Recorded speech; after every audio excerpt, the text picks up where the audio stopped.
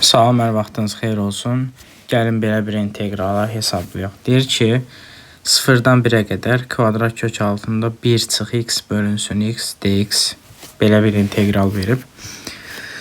Burada nə eləmək olar? İlk növbədə yazaram integral 0-dan 1-ə.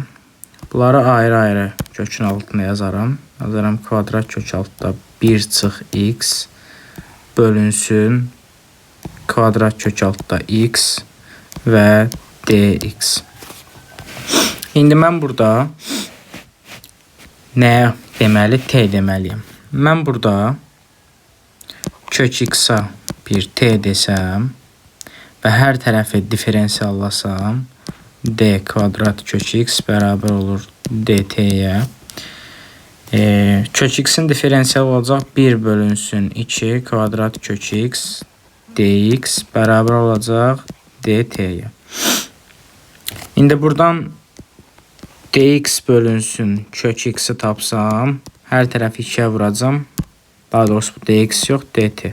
Hər tərəfi 2-yə vursam olacaq 2 dt. Bax belə. 2 dt. İndi burada sərhədlər dəyişəcək.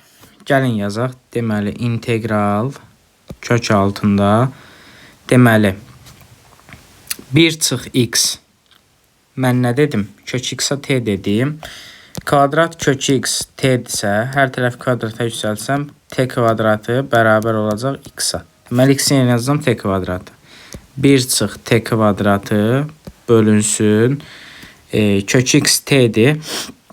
Bizə nə lazımdır? Bax, burada dx bölü x var. Dx bölü x-in də qiymətini nə tapdım? 2 dt. 2 dt.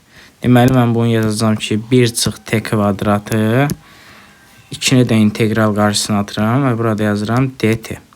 dt, bax belə. İndi burada sərhədlər necə dəyişəcək? Kök x dedik ki, daha doğrusu, burada nə aldıq? Aldıq ki, t kvadrat bərabərdir x bərabərliyini aldıq.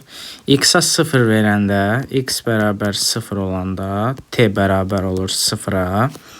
X bərabər 1 olanda t də bərabər olur elənəyə, t də bərabər olur 1-ə. Sərhədlər olduğu kimi qalacaq 0-dan 1-ə. Bu da nədir? İntegral kvadrat kök altında 1 çıx t kvadratı dt-dir 0-dan 1-ə və cavabı 2-yə vuracam.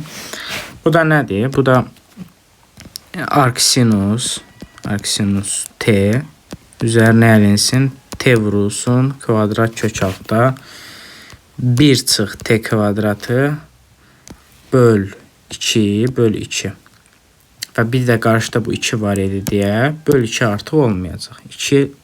2-də 1-dən gedəcək, belə deyək. Sərhədlər nədir? Sərhədlər 0-dan 1-ə qədər. 1-i qoymağımız kifayətdir, 0-ı qoyanda 0 eləyəcək onsuz. Olacaq arcsinus 1, arcsinus 1 üzərinə əlinsin, kök altda 1 çıxaq 1. Bu 0 eləyir onsuz. Arcsinus 1 də nə eləyir? Arcsinus 1 deyilir pi bölünsün 2. Deməli, sualın düzgün cavabı olur pi bölünsün 2. Bax belə.